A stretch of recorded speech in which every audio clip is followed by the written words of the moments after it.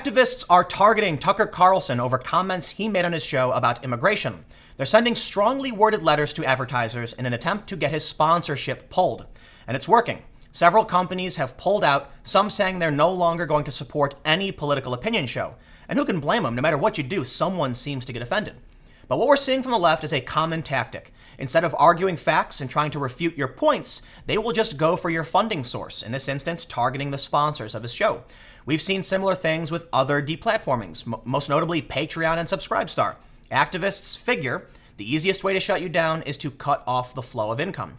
Now, what they're doing isn't necessarily wrong. You're in your right to send strongly worded emails and letters to companies and let them know that you're upset. The issue is that people on the other side aren't challenging this brigading. They don't engage in this behavior. So these companies only see one side. And you have to imagine, what will a company think when they get inundated with 100+ emails saying this is wrong, don't do this? They can only assume that these people are the general public and they're outraged, when in reality, it is just the squeaky wheel begging for grease. So today, let's take a look at what's going on with Tucker Carlson, and I want to talk about the idea of conservatives and the right just not being able to appropriately combat this tactic. But before we get started, please head over to timcast.com/donate if you want to support my work. There's an option for monthly donations via PayPal. Cryptocurrency is an option. There's a P.O. box, and there's even a shop where you can buy clothes that I've actually designed. So if you want to support my work, timcast.com/donate. From BuzzFeed News, advertisers are ditching Tucker Carlson on Fox News after he said immigrants make the U.S. poorer and dirtier. Pacific Life, Indeed, Bowflex, Minted, and Smile Direct Club have all said they won't advertise on the show in light of Carlson's comments on immigration. Carlson is the latest Fox News host to face backlash from advertisers after making controversial comments on the air, prompting critics to launch a social media campaign to pressure advertisers to pull their ads. Last week wasn't the first time Carlson has been critical of the migrant caravan at the southern border, and he has regularly run segments questioning the benefits of diversity in the U.S.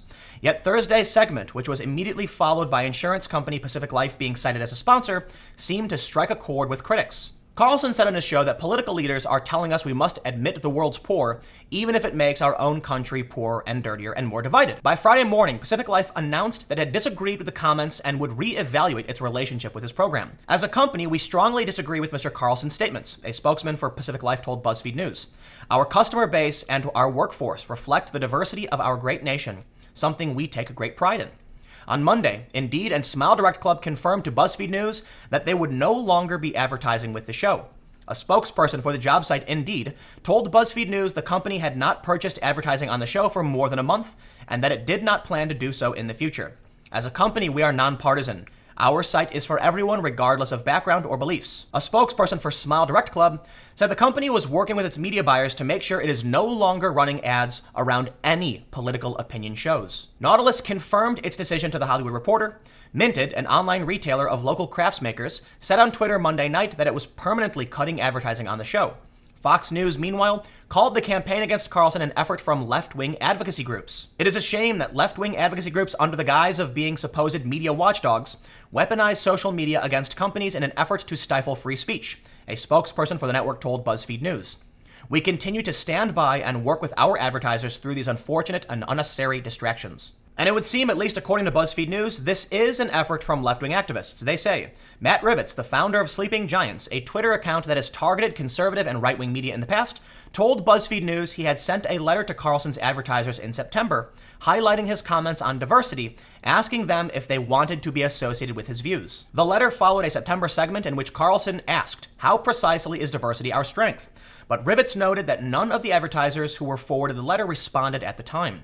Thursday's segment, however, took off on social media. Which leads me to the story from The Wrap. Judd Apatow calls for expansion of Tucker Carlson's sponsor boycott. Apatow accuses Carlson and Fox News of spewing lies and hate at immigrant communities who are just trying to survive. In the story, they mention how Judd Apatow had sent several tweets to sponsors questioning Tucker Carlson's show, saying, hey Pfizer, what does it say about your company and your moral positions if you advertise on Tucker Carlson's show? He and Fox News get rich off dividing our country and spewing lies and hate at immigrant communities who are just trying to survive. Maybe choose another show. Now, Tucker Carlson responded on Fox News with a long post saying, we are not intimidated. We'll continue to tell the truth. And I think the important thing to realize is that by doing this to Tucker Carlson, you're only inflaming his base. You are making them truly believe the things he says without question, because you are attacking someone they respect. If you want to challenge their ideas, be polite and have a real conversation. But don't just try and shut them down, because then all you do is give Fox News and Tucker Carlson more press attention. Fox News has more than enough funding from other areas to continue to make sure that Tucker Carlson's show can stay on the air. Pulling a few sponsors from underneath him is not going to end the Tucker Carlson show on Fox News. It will only prove that you are intolerant of different ideas and that you can't actually argue against them. Not only that, it brings more attention to the issues that Tucker Carlson brought up. If you don't like these ideas, then what you are doing is ineffective. In Tucker Carlson's response, he says, "Last week we interviewed a man named Genaro Lopez. Lopez is an elected official in Tijuana, Mexico. He's exactly the kind of person you'd think a lot of American journalists would want to talk to. For months, the media have demanded the migrant caravan from Honduras must be admitted into the United States. Once it gets here, they've told us our country will be greatly improved by its presence. That's how immigration works." He says, how about we just ask this simple question? Has the caravan made Tijuana better? Genaro Lopez would know the answer. His job is to represent the citizens of that city. We've invited Lopez on twice to ask about the caravan. Here's some of what he told us. I asked him, behind you, it seems that somebody's cleaning up garbage. Is there a lot of trash there? Lopez responded, there's a lot of trash because what I was trying to tell you, the 360 people we had here grew to 6,200, and that's why it got out of hand. So we got another facility. It's a big concert hall where you can have 10,000 people under one roof. They have more quotes from Genaro. Things aren't getting better. They're probably getting worse. Last weekend, we issued an ultimatum to all the Hondurans and Guatemalans that are camping out here on the street. They're blocking the street, and they're bringing all their necessities, trashing the street. Problems are still going on. There's been like 280 arrests. Before, it was solely for drug possession and being drunk in the streets. Now it's for breaking and entering into homes. Deplatforming works for some people some of the time, but Fox News is just way too powerful for this tactic, and all you've done is made Tucker Carlson's fans double down. You've given him an opportunity to present more of the same. He's had on another Tijuana official to talk about these problems. I'd also like to point out, if an official from Tijuana is making these statements, then who are they to refute it? And I think that's why they're resorting to this tactic. It's a last-ditch effort. You can't actually argue against someone who is an official in Tijuana, so what do? Just get the program muted by pulling the rug out from under them. Unfortunately, this won't work. Not against Tucker Carlson. He's too wealthy, and Fox News is too well-funded. So this could work on smaller creators, people on the internet, people who don't have a chance to fight back or don't have external funding or funding from other shows. But in this instance, you've only made Tucker Carlson louder. But the most important issue here is not about Tucker Carlson's show or the points about immigration. It's the fact that Sleeping Giants' tactics works. Sleeping Giants has 215,000 followers. That means when they make a post, they can easily brigade any one of these companies. I've noticed that people on the other side of this activism, sometimes typically conservatives, but often liberals too, who believe in free speech, don't seem to engage in any kind of similar tactic, and thus they will lose. Because as I mentioned, these companies are only seeing one side of it. And if they only hear messages from the far left and the authoritarian regressive left, then they're going to assume that's what people want. There was a study done a while ago, I made a couple videos about it, where they showed us a map of Twitter users. What was interesting was that in the middle you can see the left and the right, then you can see the Trump supporters a little further right and the regressive left further than that. But what was interesting was that marketing campaigns on Twitter typically fall into the ideology of the regressive left for one reason. They are the squeaky wheel asking for grease. They are the vocal minority. And this makes marketing companies think this is what people want. And it's all downstream from there.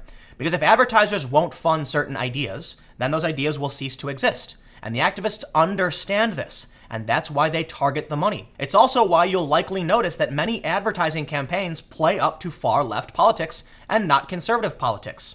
Because conservatives are not letting them know they exist.